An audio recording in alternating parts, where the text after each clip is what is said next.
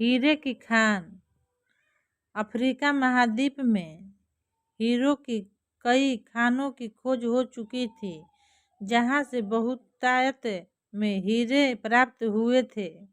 वहां के एक गांव में रहने वाला किसान अक्सर उन लोगों की कहानियां सुना करता था जिन्होंने हीरो की खान खोजकर अच्छे पैसे कमाए और अमीर बन गए। वह भी हीरे की खान खोजकर अमीर बनना चाहता था। एक दिन अमीर बनने के सपने को साकार करने के लिए उसने अपना खेत बेच दिया और हीरो की खान की खोज में निकल पड़ा। अफ्रीका के लगभग सभी स्थान छान मारने के बाद भी उसे हीरो का कुछ पता नहीं चला। समय गुजरने के साथ उसका मनोबल गिरने लगा। उसे अपना अमीर बनने का सपना टूटता दिखाई देने लगा। वह इतना हताश हो गया कि उसके जीने की तमन्ना की समाप्त हो गई और एक दिन उसने नदी में कूदकर अपनी जान दे दी।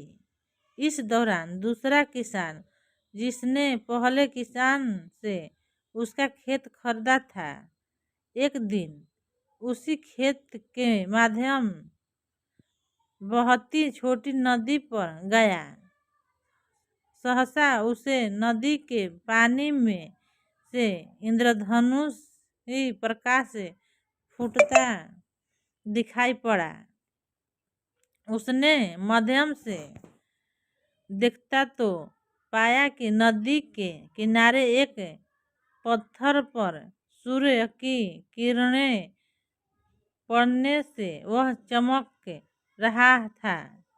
किसान ने झुककर वह पत्थर उठा लिया और घर ले गया। वह एक खूबसूरत पत्थर था। उसने सोचा कि यह सजावट के काम आएगा और उसने उसे घर पर ही सजा लिया। कई दिनों तक वह पत्थर उसके घर पर सजा रहा। एक दिन उसके घर उसका एक मित्र आया। उसने जब वह पत्थर देखा तो हैरान रह गया। उसने किसान से पूछा, मित्र, तुम इस पत्थर ही कीमत की जानने को? किसान ने जवाब दिया, नहीं, मेरे ख्याल से ये हीरा है, शायद अब तक खोजे गए हीरो में सबसे बड़ा हीरा।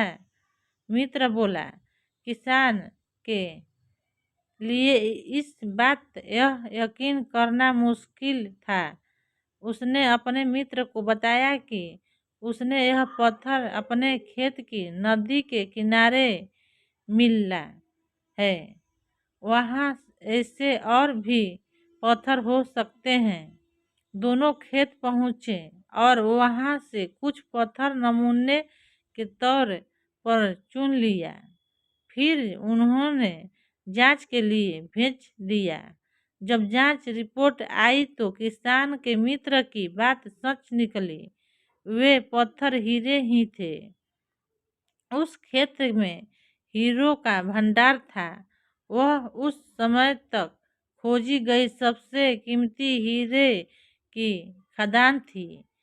उसका खदान का नाम किमबले डायमंड माइंस है। दूसरा किसान उस खदान की वजह से मालामाल हो गया।